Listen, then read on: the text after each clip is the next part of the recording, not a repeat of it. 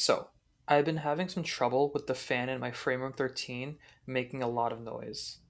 I've since replaced it, but I want to share a possible fix in case you didn't want to buy a new replacement.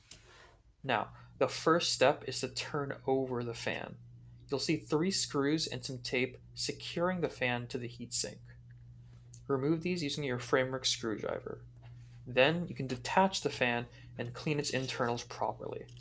I noticed that I had a lot of lint blocking the exhaust of the fan, and I think this caused the CPU to not get properly cooled.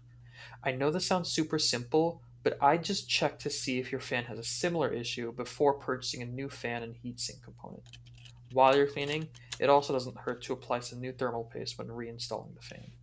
Let me know if this was useful and if this solved your problem or not.